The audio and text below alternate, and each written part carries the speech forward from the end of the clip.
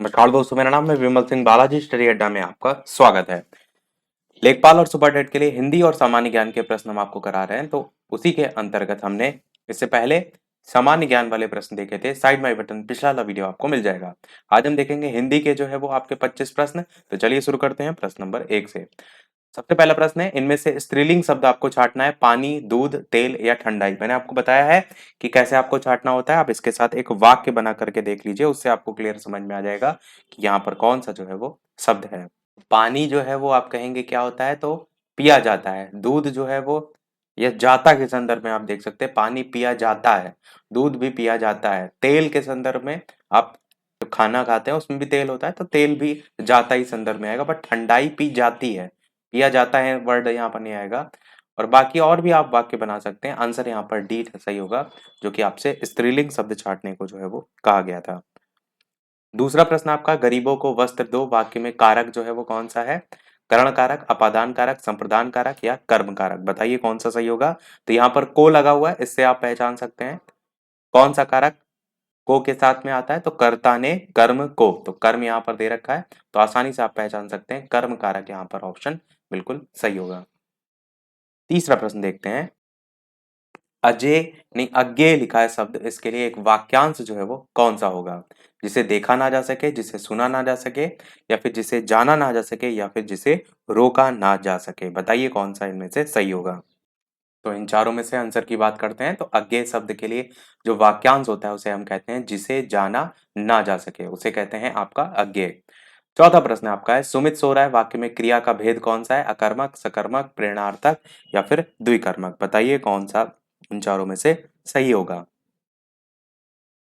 सुमित सो रहा है, वाक्य में क्रिया का भेद।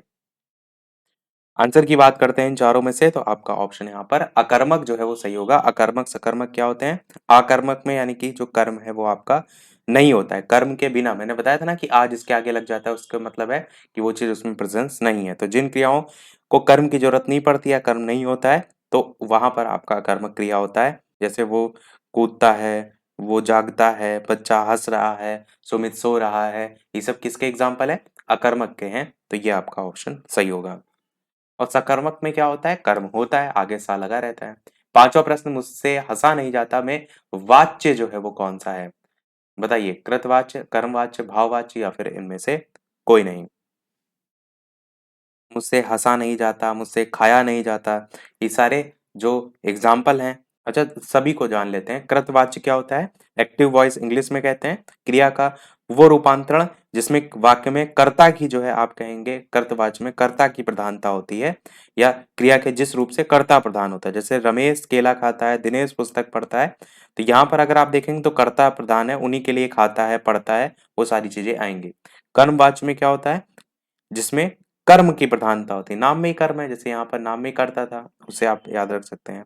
जैसे कवियों द्वारा कविताएं लिखी गई, रोगी को दवा दी गई, उससे पुस्तक पढ़ी गई। तो लिखी गई, दी गई, पढ़ी गई, यहाँ पर सारी क्रियाएं आ रही हैं, तो वाक्य में कर्म प्रधान होता है। भाव वाच्य में क्या होता है? इसमें वाक्य में क्रिया अथवा भाव की प्रधानता होती है। जैसे मोहन से टहला भी नहीं जाता, मुझसे उठा नहीं जाता, धूप में चला नहीं जाता, और सेम चीज यहाँ पर भी पूछी गई है कि मुझसे हंसा नहीं जाता। तो भाववाच्य ही आपका आंसर यहाँ पर सही होगा। छठा प्रश्न है कि यह फाइल प्रबंधक तक पहुंचाओ। अर्थ के आधार पर अगर बात करें तो वाक्य जो है ये किस प्रकार का है? इच्छावाचक, प्रश्नवाचक, संकेतवाचक या फिर आज्ञावाचक। तो ये फाइल प्रबंधक तक पहुंचाओ, इच्छा की तो बात हो नहीं रही है, प्रश्न कोई पूछा नहीं जा रहा है, संकेत आपका है नहीं, संकेत मैं आपको बता चुका हूं, आज्ञा दी जा रही है, तो आज्ञावाचक आपका वाक्य है। तो बस डी वाला आपका ऑप्शन सही होगा। सातवां प्रश्न, इनमें से कौन सा विलोम शब्द युग्म जो है वो ठीक है? अपव्यय, मितव्यय, आज्ञा, निंदा, उपकार, भलाई, ईर्ष्या, द्वेष, इस प्रकार से चार ऑप्शन है।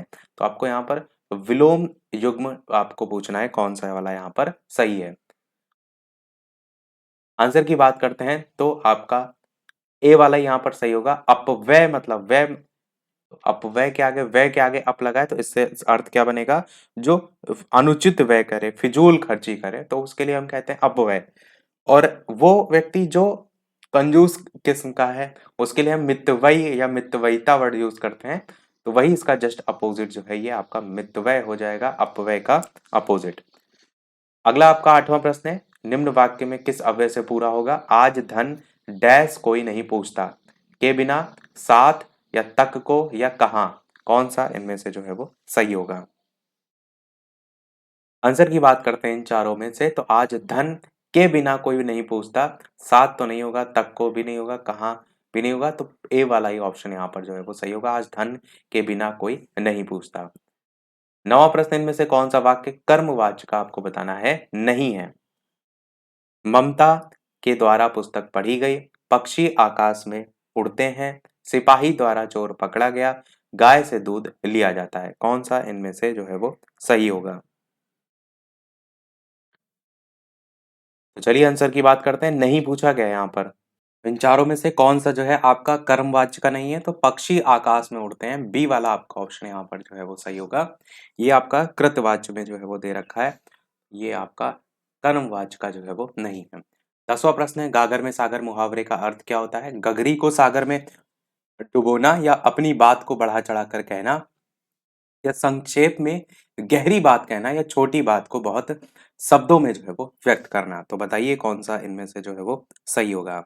गागर में सागर भरना, ये पूरा होता है आपका मुहावरा, उसका क्या अर्थ होता है? तो डूबना वाला तो बिल्कुल ही गलत है, अपनी बात को बढ़ा चढ़ा कर, तो ऐसा कोई बात ही नहीं है यहाँ पर। संक्षेप में गहरी बात हो सकता है, छोटी बहुत बात को बहुत बड़े शब्दों में या बहुत शब्दों में व्यक्त करना, ये भी हो सकता है। तो आंसर आपका सी वाला होगा। संक्षेप में अगर आप कोई गहरी बात कह रहे हैं तो उसके लिए होता है कि गागर में सागर भरना।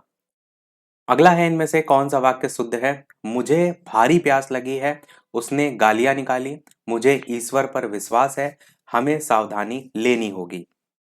तो इस प्रकार से 4 ऑप्शन है, आपको बताना है इनमें से कौन सा वाक्य यहाँ पर जो है वो शुद्ध है। तो मुझे भारी प्यास लगी है, पढ़ने से ही आपको क्लियर लग रहा है गलत है। उसने गालियां निकाली, बिल्कुल गलत। मुझे ईश्वर पर विश्वास है, बिल्कुल सही है। हमें सावधानी लेनी होगी, ये भी आपका गलत है। सी वाला ही आपका सही होगा, मुझे ईश्वर पर विश्वास है। ये आपका पूरी तरीके से शुद्ध वाक्य है। 12 प्रश्न है कि यहाँ पर भी आपको वाक्य शुद्ध ही बताना है, पर ये पूछा गया कौन सा यहाँ पर वाक्य शुद्ध नहीं है। प्रश्न में मैंने पहले भी कहा है, जहां पर नहीं लिखा हो ना उसको जरूर ध्यान दिया करिए। तो कृपया मेरी प्रार्थना स्वीकार करें, पक्षी आकाश में उड़ते हैं, कुली ने सामान उठाया, हत्यारे को मृत्युदंड की सजा हुई। तो कौन सा वाक्य यहाँ पर शुद्ध नहीं है? यहाँ पर अगर आप देखेंगे इन चारों में से आंसर कौन सा जो है वो होगा, तो डी वाला आपका सही होगा। यहाँ पर लिखा है ना, हत्यारे को मृत्युदंड और उसकी सजा हुई। तो मृत्युदंड और सजा ये दोनों तो समानार्थी हैं आपके, तो इस आधार पर आपका यहाँ पर मृत्युदंड का ही केवल प्रयोग करें तो आपका वाक्य जो है वो सही हो जाएगा। तो इस आधार पर आपका डी वाला यहाँ पर वाक्य शुद्ध जो है वो नहीं है। या तारे को मृत्युदंड दिया गया, इस तरीके से आपका बन सकता है। 13 प्रश्न देखते हैं कि कर्ता के लिंग का पता ना होने पर जो क्रिया है वो होती है, वचन के अनुसार, स्त्रीलिंग में, पुल्लिंग में, या कर्ता के अनुसार। बताइए कौन सा इनमें से जो है वो सही होगा? साथ ही साथ वीडियो पसंद आए तो लाइक भी अवश्य करते रहिएगा, शेयर भी अवश्य करते रहिएगा।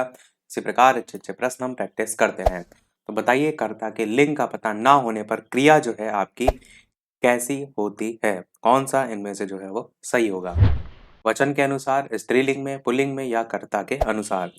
आंसर की बात करते हैं, इन चारों में से आंसर की बात करते हैं, तो आपको याद रखना है कि अगर कोई करता है और उसका नहीं पता है पुल्लिंग स्त्रीलिंग उसमें क्या है, तो आपकी जो क्रिया होगी वो हमेशा पुल्लिंग में होगी। तो आपका सी वाला आपका ऑप्शन यहाँ पर जो है वो सही होगा। अगला देखते हैं आपका प्रश्न नंबर 14 कि मित्रों को काट कर केक खिलाओ वाक्य में अशुद्धि किससे संबंधित है? वचन संबंधी है, लिंग संबंधी है, या फिर पद क्रम संबंधी है, यानी कि पद पद आगे पीछे लिखे हुए हैं, या फिर संज्ञा संबंधी है? तो बताइए, मित्रों को काट कर केक खिलाओ। तो हम काट कर केक नहीं बोलते हैं, क्या बोलते हैं कि केक काट कर खिलाओ। ये चीज आप सबसे पहले क्या पकड़ेंगे यहाँ पर कि क्या गलती है। तो मित्रों को काट कर केक खिलाओ नहीं होता है, मित्रों को केक काट कर खिलाओ ये होता है। तो ये जो अशुद्धि है वो किस प्रकार की, लिंग भी नहीं है, वचन भी नहीं है, संज्ञा भी नहीं है, पद क्रम संबंधी है। यानी पद का जो क्रम है वो आगे पीछे गड़बड़ है, केक आपका पहले आएगा और काट कर जो है वो बाद में आएगा। तो आंसर है यहाँ पर आपका पद क्रम संबंधी जो है वो सही होगा। 15 आपका प्रश्न देखते हैं कि छी छी कितनी गंदगी है, ये वाक्य जो है वो किस प्रकार का है? संकेतवाचक, आज्ञावाचक, विस्मयवाचक या संदेहवाचक? बताइए इनमें से कौन सा जो है वो सही होगा। अब यहाँ पर अगर आप देखेंगे साइन लगा हुआ है, इससे आप आसानी से पहचान लेंगे। इसे कहते हैं एक्सक्लेमेटरी साइन या आप इसी को विस्मयादिबोधक चिन्ह भी कहते हैं। तो यहाँ पर संकेतवाचक, आज्ञावाचक, विस्मयवाचक और संदेहवाचक ऑप्शन है। तो आप आसानी से कह सकते हैं कि विस्मयवाचक वाक्य आपका ऑप्शन यहाँ पर बिल्कुल सही होगा। 16 प्रश्न आपका है, इनमें से कौन सा जो है वो अव्ययी भाव समास जो है वो है? रण में कौशल, पीला है वस्त्र जिसका, समय के अनुसार या सत्य के लिए आग्रह। तो अव्ययी भाव समास आपसे यहाँ पर जो है वो पूछा गया है। जैसे ही आपसे अव्ययी भाव समास पूछा जाए, आपके दिमाग में आना चाहिए कि इसमें होता क्या है। तो अव्ययी भाव समास में पहला और पूर्व पद जो है वो अव्यय होता है, उसका अर्थ प्रधान रहता है। उसी के अकॉर्डिंग यहाँ पर आपको बताना है। तो यहाँ पर आपका आंसर इन चारों में से समय के अनुसार जो है वो सही होगा। यथासंभव आप जानते हैं पूछा जाता है, उसमें यथा आपका अव्यय होता है, उसी का ही जब आप समास विग्रह करेंगे तो सी वाले आंसर तक पहुंच जाएंगे। तो आपका आंसर यहाँ पर समय के अनुसार जो है वो सही होगा। समय करके भी पूछा जाता है, तो ऐसे भी आपको जो है वो पता होना चाहिए। 17 प्रश्न है कि कृतवाच्य में क्रिया संबंध होता है कर्म से, भाव से, कर्ता से या किसी से नहीं। बताइए कौन सा इनमें से जो है वो सही होगा। कृतवाच्य में क्रिया संबंध जो है वो किससे होता है? आंसर की बात करते हैं तो कृतवाद से पहचान सकते हैं कि कृतवाच है, यानी कि कर्ता से ही जो है वो क्रिया संबंध होता है। सी वाला आपका ऑप्शन सही होगा। 18 प्रश्न बहुत ही आसान सा है। स्वागत शब्द का संधि विच्छेद स्व प्लस गत, स्व प्लस आगत, सा प्लस वागत या सु प्लस आगत? कौन सा सही होगा? स्वागत का संधि विच्छेद। आंसर की बात करते हैं तो सु प्लस आगत आपका डी वाला ऑप्शन यहाँ पर जो है वो सही हो जाएगा। 19 प्रश्न आपका है कि खेलत में को काको गुसैया का उपयुक्त अनुवाद जो है वो इनमें से कौन सा जो है वो सही होगा? खेल में सब बराबर होते हैं, खेल में कोई किसी का स्वामी नहीं होता, खेलते समय कोई किसी से कम नहीं होता, या खेल में सभी को एक समान अधिकार जो है वो मिलने चाहिए या अधिकार होता है? कौन सा इनमें से सही होगा? खेलत में को काको गुसैया। तो आंसर की बात करते हैं इनमें से सही कौन सा होगा, तो आपका ऑप्शन खेल में कोई किसी का स्वामी नहीं होता, ये जो है आपका ऑप्शन सही होगा। 20 प्रश्न है, रातों रात दिन में कौन सा समास है? यहाँ पर ये जो चिन्ह लगा है इससे आप पहचान सकते हैं दिगु, कर्मधारय, द्वंद्व या तत्पुरुष। कौन सा इनमें से सही होगा? वैसे तो आपको शब्द को ही देखना पड़ता है, पर यहाँ पर लगा है तो उससे आप पहचान सकते हैं। आंसर की बात करते हैं, द्वंद्व समास आपका होगा। रात और दिन ये इसका समास विग्रह होगा। 21 प्रश्न है, चांदनी का पर्यायवाची कौन सा नहीं है पूछा गया है? चंद्रातप, कौमुदी, ज्योत्सना, मयंक। कौन सा इनमें से जो है वो सही होगा?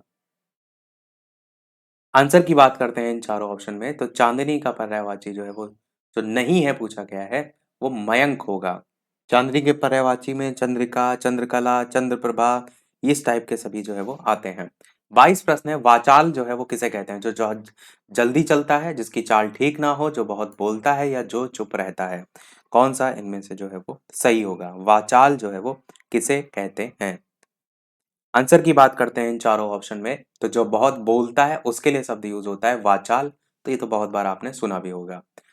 23 प्रश्न आपका है, श्याम धीरे धीरे चलता है। धीरे धीरे शब्द यहाँ पर क्या है? क्रिया है, क्रिया विशेषण है या विशेषण है या फिर इनमें से कोई नहीं? तो बताइए कौन सा इनमें से सही होगा? धीरे धीरे यहाँ पर क्या है?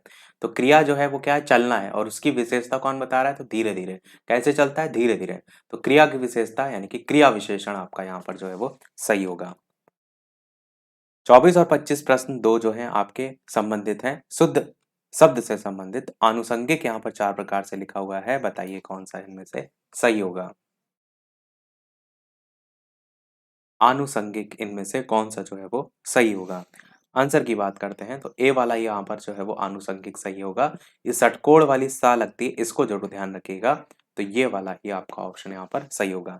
और गा में छोटी की मात्रा लगती है, ये भी आप याद रख सकते हैं।